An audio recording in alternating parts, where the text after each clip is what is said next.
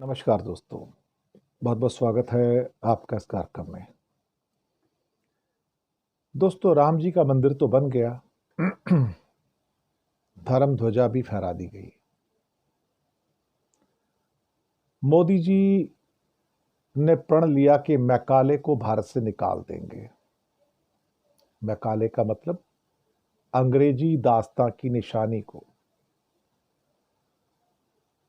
और भागवत साहब ने कहा कि धर्म ध्वजारोहण के अवसर पर दिखी वसुदैव कुटुंबकम की भावना, यानी कि सबको साथ में लेके चलो, हर वर्ग को, सब किस्म के लोगों को। ये खुशियां और शांति बांटने वाला है साहब। लेकिन अवधेश प्रताप सिंह जो अयोध्या की एमपी हैं, समाजवादी पार्टी के दलित, उनको नहीं बुलाया। आपको पता लग गया कि भागवत जी का वसुधैव कुटुंबकम क्या है, मोदी जी का वसुधैव कुटुंबकम क्या है। जब ये कहते हैं कि ये धर्म ध्वजा सबको साथ लेके चलेगा, विश्व का मार्गदर्शन करेगा, लेकिन उसके अंदर आपको दलित और आदिवासी नहीं चाहिए साहब, आपको ब्राह्मणवाद चाहिए, कट्टर ब्राह्मणवाद चाहिए। आपको ये सबके लिए मंदिर नहीं चाहिए, ये आरएसएस का मंदिर है साहब। राम का तो सिर्फ नाम। फिर कहते हैं कि अपने अंदर के किसी भी वर्ग और जाति के भेद की दीवार को गिराना होगा तो त्याग पत्र दे दीजिए ना भागवत जी, किसी दलित या आदिवासी को चीफ बना दीजिए आरएसएस का। एक प्रथा शुरू हो जाए, पता लगे कि कोई भी वर्ग हो, कोई भी जाति हो, लेकिन साहब आरएसएस तो ब्राह्मणवाद है ना, वो भी चित्पावनी ब्राह्मण। कोई छोटा मोटा ब्राह्मण आ जाए तो उसको आप कैसे ले लोगे। और फिर आपके लिए तो ये क्या हिंदू राष्ट्र की स्टार्टिंग है ना, ये तो हिंदू राष्ट्र। जिस तरह का मंदिर बनाने का सपना देखा, मंदिर उससे अधिक भव्य और सुंदर बना है। ये अनगिनत लोगों के त्याग, बलिदान और प्रयासों का फल है साहब। देश के प्रधानमंत्री की निष्ठा किसके प्रति होनी चाहिए? किसी एक धर्म के प्रति? अब तो ऐसे ही लगता है। भागवत को अखंड हिंदू राष्ट्र चाहिए, अखंड हिंदू राष्ट्र चाहिए। उन्हें अफगानिस्तान भी चाहिए, उन्हें पाकिस्तान भी चाहिए, उन्हें चीन का तिब्बत भी चाहिए, उन्हें नेपाल, भूटान, मालदीव और श्रीलंका भी चाहिए, उन्हें बांग्लादेश और म्यांमार और थाईलैंड के हिस्से भी चाहिए। ये विस्तारवादी लोग हैं, इन्हें सत्ता चाहिए। ये दुनिया में सत्ता भगवा कलर की लाना चाहते हैं। फिर कहते हैं कि ये भगवा है, राम राज्य का रंग है ये। हमने तो राम को देखा नहीं, राम को किसी ने नहीं देखा। हमें नहीं पता कि राम के राज में कौन से रंग का झंडा था, हमें नहीं पता। लेकिन राम राज्य का रंग भगवा को बताकर आप दरअसल लोगों को बरगलाना चाहते हैं। आप धरती के बाकी जो सारे रंग हैं उनको उठाकर आप फेंक देना चाहते हैं, क्योंकि अब रंगों को भी आप अपने धर्म के साथ जोड़ के देखते हैं। आपका तो एक ही उद्देश्य है, हिंदू राष्ट्र, हिंदू राष्ट्र, हिंदू राष्ट्र। अब तो हर हफ्ते आप यही बात करते हो भागवत जी। भले ही मोदी जी हिंदू राष्ट्र की बात ना करें, लेकिन उनके लोग तो बात करना शुरू हो गए ना। इंदौर के एमपी शंकर लालवानी ने कह दिया कि राजनाथ ने कहा कि सिंध हमारा होगा, तो हिंदू राष्ट्र की शुरुआत हो गई ना। अब जो चुनाव होगा उत्तर प्रदेश का आगे का, वो हिंदू राष्ट्र के नाम पर होगा कि हिंदुओं को आगे बढ़ाना है। तो आप सोचिए हमें क्या करना है और कौन से दल को हमें वोट देना है। जिस देश का प्रधानमंत्री सांप्रदायिक हो जाए उसके बारे में क्या कहना। मैंने कहा जब देश का पूरा मंत्रिमंडल सांप्रदायिक हो जाए और देश की रूलिंग पार्टी सांप्रदायिक हो जाए, तो उस देश को तो भगवान ही बचाए, फिर भगवान ही बचाए। क्योंकि ये कट्टरवादिता, ये अंधभक्ति राम के नाम पर, ये कहते हैं कि सारे हिंदू हैं यहां पर, ये कह के वो सिखों का अपमान करते हैं, मुसलमानों का अपमान करते हैं, ईसाइयों का अपमान करते हैं, जैन का और बौद्ध का अपमान करते हैं, पारसियों का अपमान करते हैं, अन्य धर्मों का अपमान करते हैं। इन्हें लगता है कि इनसे सुपीरियर कोई है ही नहीं इस दुनिया के अंदर, हिंदू ही सुपीरियर हैं। और कह बैठे दुनिया में कितनी सभ्यताएं आई, यही भागवत कहते हैं। अभी इसी हफ्ते इजिप्शियन सिविलाइजेशन आई, मिट गई। रोमन सिविलाइजेशन आई, मिट गई। मेसोपोटामियन सिविलाइजेशन आई, मिट गई। ग्रीक सिविलाइजेशन आई, मिट गई। भारत की सिविलाइजेशन अजर है, अमर है, ये कहते हैं। कौन सी सिविलाइजेशन है भारत की साहब? भारत में ऐसा कौन सा मोनार्क रहा है जिसने हिंदू राष्ट्र की बात की है? कौन सी सभ्यता की बात कर रहे हो? कौन सी सिविलाइजेशन की बात कर रहे हो? मुझे लगता है कि ये लोग पढ़े लिखे नहीं है ना, अनपढ़ हैं सारे के सारे। कुछ तो चौथी क्लास पास हैं, कुछ 0 डिग्री पास हैं। क्या इजिप्ट खत्म हो गया क्या? इजिप्ट ने अपनी सिविलाइजेशन को संभाला है। दुनिया का सबसे बड़ा म्यूजियम काहिरा के अंदर बना के तैयार कर दिया। लोग जा रहे हैं रोज, 20-20, 30-30, 40-40 हजार लोग उसको देखने जाते हैं। वो पिरामिड्स उनकी सभ्यता का प्रतीक है। इजिप्शियन साम्राज्य की जो सारी चीजें आई, वो उनकी सभ्यता का प्रतीक है। वो कहां से मिट गई? वो तो है ना। भारतीय सभ्यता अजर अमर है। क्या है भारतीय सभ्यता साहब? सिंधु घाटी की सभ्यता है वहां पर, उसको सुरक्षित रखा गया है। लेकिन उससे पहले भी दुनिया में सभ्यताएं आई। मेसोपोटामियम आई, ग्रीक, एथेंस आज भी जिंदा है। क्या प्रॉब्लम है? रोमन साम्राज्य, इटली आज भी जिंदा है, अच्छा खासा रिच कंट्री है। ग्रीक भी रिच नेशन है, बुरा तो नहीं है, इंडिया से तो रिच ही है हजारों गुना। हमारी कौन सी सिविलाइजेशन है जो हमने अजर अमर रखी है साहब? ऐसा क्या है हमारे पास? अगर हमारे पास कुछ दक्षिण के मंदिर प्रिजर्व्ड हैं 1000 साल के, 800 साल के, तो इजिप्ट के पास तो पुराने पुराने साहब 5-5 हजार साल के पिरामिड सुरक्षित हैं। उनके कई और मोनोलिथ हैं जो 3-3, 4-4 हजार साल पुराने हैं। इटली के जो पुराने पुरातत्व हैं सारे सुरक्षित हैं, लोग जाते देखने उनको। लेकिन अहंकार बहुत है, अपने आप को समझते हैं कि हम सबसे बड़े हैं, हमसे बड़ा कोई नहीं। ये अपने धर्म ग्रंथों को सबसे बड़ा बताएंगे। भाई सभी धर्म ग्रंथों का सम्मान होना चाहिए। अगर गीता है तो बाइबल भी है, बाइबल है तो कुरान भी है, कुरान है तो अवस्था भी है पारसियों का। इसके अलावा जैन और बौद्ध लोगों की बातें भी हैं। शायद भागवत जी को पता नहीं होगा, हिंदू धर्म तो सबसे यंग धर्म है साहब। ये तो क्रिश्चियनिटी के बाद आया हुआ, उससे पहले नहीं था ये। जिसे कहते हैं ना ओल्डेस्ट रिलीजन, वाहियात किस्म की बातें करते हैं साहब। हिंदुस्तान की धरती पे जो पहला धर्म आया था, जिसको आज रिलीजन कहते हैं, वो जैनिज्म था। फिर उसके 20-30 साल के बाद बुद्धिज्म आया। हिंदुइज्म तो एडी का है साहब, क्रिश्चियनिटी के बाद आता है। लेकिन इनका क्या है ना कि ये लोग कहते हैं ना कि ऋग्वेद के अंदर देखो, हमने सनातन धर्म का जिक्र किया है। ऋग्वेद के अंदर सनातन धर्म का कोई जिक्र नहीं है।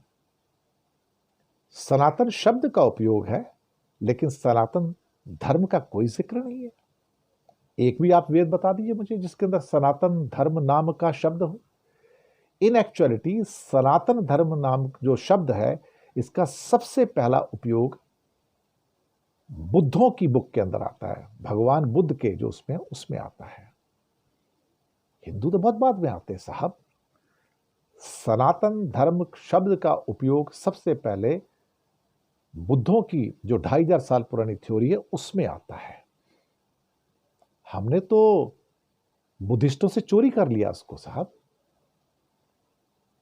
ये जो ऋग्वेद के सारे बड़े बड़े दावे करते हैं ना, जिन्होंने ऋग्वेद की किताब भी नहीं खोल के देखी, इनमें से 99% ने ऋग्वेद की किताब भी नहीं देखी कि ऋग्वेद दिखने में कैसा होता है। पढ़ने की तो बात छोड़ दो, मेरे तो 10 एपिसोड है उसके ऊपर, एक विशेष व्यक्ति के साथ में।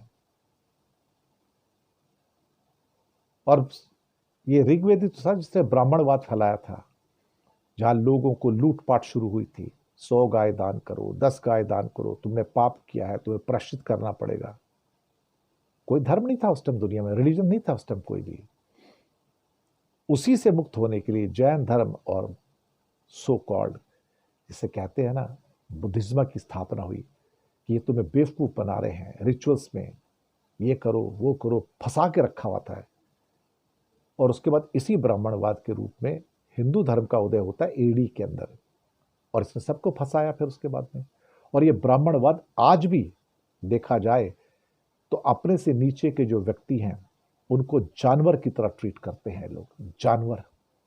ये दलितों को, आदिवासियों को इंसान नहीं समझते, इनसे जूते चटवाते हैं, इनके सरों पर पेशाब करते हैं, शादी में इन्हें घोड़े पर नहीं बैठने देते, इनके कुएं अलग होते हैं, इनके खाने पीने का सामान अलग होता है, इन्हें अछूत कहा जाता है। इन दलितों को अछूत कहते हैं ये लोग, ये चित्पावनी ब्राह्मण। ये भागवत जी को पता होगा ना। जिस हिंदू सुपरवेसी की, हिंदू राष्ट्रवाद की, हिंदू अखंड भारत राष्ट्र की बात करते हैं ना, जिस दिन हिंदू राष्ट्र हम बन गए उस दिन यहां पर सिख भी अपना राष्ट्र मांगेंगे और बाकी धर्मों के लोग भी अपना राष्ट्र मांगेंगे कि हम तुम्हारे साथ क्यों रहें, हम तुम्हारे साथ क्यों रहें। सिखों को तो वैसे भी अपना राष्ट्र अंग्रेजों ने दिया था, उन्होंने एक्सेप्ट नहीं किया क्योंकि उनसे वादा किया गया था India will be a secular country. लेकिन मुसीबत यह है कि इनके अंदर एक सुपीरियरिटी कॉम्प्लेक्स है, लेकिन इनके पास कुछ है नहीं देने के लिए आपको। ये भारत को जोड़ नहीं रहे हैं, ये भारत को तोड़ रहे हैं। अगर ऐसा नहीं होता तो भारत के बड़े बड़े धन्ना सेठ, लक्ष्मी और कुबेर के भक्त भारत छोड़कर इस्लामिक देश दुबई में ना बस जाते साहब, और हर साल बसते चले जा रहे हैं। पिछले साल यही भारत के लक्ष्मी भक्तों ने 29,000 मकान 84,000 करोड़ के दुबई में खरीदे। उन्हें इस्लामिक देश दुबई ज़्यादा अच्छा लगता है, यूएई ज़्यादा अच्छा लगता है। उन्हें लगता है कि यूएई भारत से ज़्यादा सुरक्षित है, बच्चे उनके सुरक्षित हैं, वहाँ पर रहने का अच्छा, ट्रैफिक ठीक है, सभ्यता है, सिविक सेंस है, रहने के हिसाब से बेहतर देश है भारत से। क्या बात है साहब।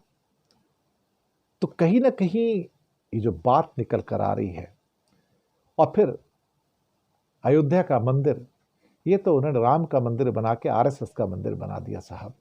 राम का मंदिर थोड़ी बनाया, वहां तो सारे आरएसएस वाले भरे हुए थे, ए से लेके जेड तक। जो वहां के एमपी हैं, जो अवधेश प्रताप सिंह दलित, उनको तो बुलाया ही नहीं। ये सब धर्मों की बात तो करते हैं, ये प्रवचन अच्छा देते हैं, लेकिन ये दलितों को, आदिवासियों को अछूत मानते हैं, उन्हें अपने साथ में बैठने भी नहीं देते। अगर इस ब्राह्मणवाद का ये कुरीति, ये ब्राह्मणवाद के अंदर ये अगर कैंसर नहीं होता ना, जिसने भारत को बर्बाद किया, जिस मनुस्मृति ने भारत को बर्बाद किया, तो साहब गुरु नानक सिख धर्म का नया धर्म पैदा नहीं करते थे। क्योंकि उनकी स्टोरीज के अंदर भी यही लिखा हुआ है कि कैसे गांव के अंदर जो दलित थे वो बाहर रहते थे, उनके कुएं अलग थे, उनका पानी अलग था, उनका रोटी पानी अलग था, सब कुछ। लेकिन गुरु नानक उनके घरों में जाके खाना खाते थे, उनके घरों में रहते थे। ये उन्होंने अपने जीवन से सिखाया। और तब उन्होंने कहा कि हिंदू धर्म नहीं, ये वो धर्म नहीं है जो हमको एक साथ चलने का रास्ता दिखाता है। वो तो सिख धर्म है, एक ओंकार है जो हमें एक साथ चलने का रास्ता दिखाता है। ये तो हिंदू धर्म की कुरीतियां और बुराइयां हैं जो अभी तक चली आ रही थी। सती प्रथा थी जिसको राजा राम मोहन राय ने दूर किया, अंग्रेजों से मिलकर दूर किया, ऑफ कोर्स उनका भी रूल बनाए। इसके अलावा हजारों और ऐसे कानून बनाए जिसके द्वारा इस अछूतपन को दूर किया जा सके। लेकिन ये ब्राह्मणवाद उच्च वर्ग के हिंदुओं में ऐसा बसा हुआ है कि निकलता नहीं, जाता ही नहीं साहब, जाता ही नहीं। मंदिर बनाने से ये अछूतपन खत्म नहीं होगा, राम की विनम्रता को गिनवाने से आपका अहंकार खत्म नहीं होता, क्योंकि आप अहंकारी हो। आप दूसरों को लेकर साथ नहीं चल सकते, आप दूसरों को दूर बिठाते हो साहब। क्या कहा जाए, जो आदमी अयोध्या में रह के अयोध्या के मंदिर का ध्वज फहराता है, और अयोध्या के संसद सदस्य, चूंकि वो दलित है, उसको आमंत्रित भी नहीं करता, उसको अंदर आने की परमिशन नहीं देता, तो क्या कहा जाएगा। मैंने कहा ना कि ये ब्राह्मणवाद का एक मंदिर बनाया। राम जी के प्रति तो श्रद्धा है, लेकिन ये मंदिर आरएसएस का मंदिर बन गया साहब, बीजेपी का मंदिर बना साहब। ये भारत की सांस्कृतिक एकता का नहीं, भारत की सांस्कृतिक एकता के मंदिर हमारे पास बहुत हैं। उन मंदिरों में हमारा तिरुपति का मंदिर भी है। सांस्कृतिक एकता के अंदर भारत के शिरडी बाबा का मंदिर भी है। सांस्कृतिक एकता के रूप में हमारा गोल्डन टेम्पल भी है। उसके अंदर हमारा गुरुवायूर भी है। बहुत सारे मंदिर हैं साहब। ये तो मंदिर, यहाँ तो किसी और की एंट्री नहीं है साहब, यहाँ तो आरएसएस वाले जाते हैं। सब सब कुछ उनका है, मैनेजमेंट भी उनका है, पैसे भी उनके हैं, जाने दीजिए। लेकिन इस हिंदू राष्ट्र अगर बनाने के अंदर एक कामयाब हो गए तो शायद फिर भारत और आगे नहीं चलेगा, फिर भारत के कई नाम हो जाएंगे, क्योंकि फिर बाकी धर्म वालों को अपना अलग राष्ट्र चाहिए होगा, सिखों को अलग चाहिए होगा, बाकियों को अलग चाहिए होगा। आखिरकार सिख एक हिंदू राष्ट्र में क्यों रहेंगे? उनसे जो वादा किया गया था 80 साल पहले, वो वादा क्या था? इन्हें याद नहीं आएगा ना, क्योंकि इनका देश की आज़ादी में योगदान नहीं है। ये तो ब्रिटिश के साथ ही थे आज़ादी से पहले, ये क्या योगदान देते साहब? ये तो किराएदार बन के आए हमारी सरकार के अंदर और मालिक बन बैठे हैं। लेकिन वक्त की बात है, चले जाएंगे ये भी। वक्त के थपेड़ों ने तो किसी को नहीं बख्शा, इन्हें भी नहीं बख्शेंगे, इन्हें भी जाना होगा और ये जाएंगे। बाकी काश राम का मंदिर बना के उससे थोड़ी नैतिकता, उससे थोड़ी सच्चाई, थोड़ी ईमानदारी सीख लेते, थोड़ी विनम्रता सीख लेते, तो कम से कम थोड़े क्षणों के लिए अपना अहंकार, अपनी बेईमानियां, अपने फ्रॉड, अपने षड्यंत्र तो त्याग देते थे। लेकिन भारत में बेईमानियां और षड्यंत्र करने वाले, झूठ बोलने वाले आज इस मंदिर के नायक बने बैठे हैं साहब। छल कपट को जो जीवन में रोज धारते हैं और प्रैक्टिस करते हैं, वो इस मंदिर को अपना मंदिर बताते हैं। जी हां, वो इस मंदिर में जाके रिचुअल्स करते हैं। इस मंदिर के अंदर वही आदमी को रिचुअल करना चाहिए था जिसके मन में छल कपट ना हो, मक्कारी ना हो, झूठ ना हो, बेईमानी ना हो। जब गोल्डन टेम्पल के साथ एक ताल की नींव रखनी थी, तो गुरु रामदास जी ने एक मुस्लिम संत मियां मीर को बुलाया था, जो नेक दिल इंसान थे, संत थे, सूफी थे। तो गुरु रामदास ने पूछा, आप लोगों ने पूछा, आप तो सिख हो, आप एक मुसलमान को इस ताल की नींव के लिए बुला रहे हो यहाँ पर? बोलता है, इनसे ज्यादा पवित्र तो आत्मा ही कोई नहीं, इनसे बेहतर आदमी कौन होगा इसकी नींव रखने के लिए वहां पर।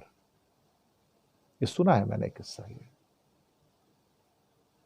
काश ये सरकार के नुमाइंदे इस मंदिर पे ना होते और किसी नेक आत्मा को ढूंढते जो जाके इसके अंदर एक ध्वजारोहण करता, क्योंकि जिन्होंने ध्वजारोहण किया है वो तो इस लायक ही नहीं है साहब कि ध्वजारोहण को हाथ भी लगा सकें, ध्वज को हाथ भी लगा सकें। मन में छल हो, कपट हो, झूठ हो, चारों तरफ से षड्यंत्र हो, चुनाव जीतने की हवस हो, और उसके बाद फिर आप इस मंदिर में जाते हैं। काश हमें इस वक्त एक मियां मीर मिल जाता जो इस पवित्र काम में मदद करता। इसलिए कहा ना कि यहाँ बहुत सारी चीज़ें हैं। यह मंदिर राम का ज़रूर है, लेकिन मंदिर आरएसएस का भी है, उन्हीं का मंदिर है ये तिरुपति का मंदिर नहीं बनेगा, ये शिरडी बाबा का नहीं बनेगा, क्योंकि वहाँ सब लोग जाते हैं। यहाँ तो हो सकता है कल दलितों की एंट्री भी बैन कर दी जाए, हो सकता है कल मुसलमानों की, ईसाइयों की एंट्री बैन कर दी जाए, जैसे कि शिरडी बाबा में तो किसी की बैन है नहीं, सब लोग आ सकते हैं। यही खूबी है साहब, इन्हें ऐसा ही हिंदू राष्ट्र चाहिए। हम ऐसे हिंदू राष्ट्र के हक में नहीं जहां बाकी कौम और बाकी धर्मों का कोई सम्मान ना हो, जिन्हें हिंदू कहकर बुलाया जाए कि ये सारे हिंदू हैं। ये बिल्कुल वाहियात बात है और ये उनके साथ षड्यंत्र होगा। जो हिंदू हैं सो हिंदू हैं, जो नॉन हिंदू है वो नॉन हिंदू है। यही सच है इस दुनिया का। शुक्रिया। चैनल को सब्सक्राइब कीजिएगा, हो सके तो छोटी छोटी आर्थिक मदद कर सकते हैं। नीचे हमने आपके लिए यूपीआई नंबर और बैंक अकाउंट नंबर दोनों दिए हैं। किसी एक को चुनकर छोटी सी मदद करेंगे तो अच्छी पत्रकारिता को आगे बढ़ाने में आप हमारे सहयोगी भी बनेंगे।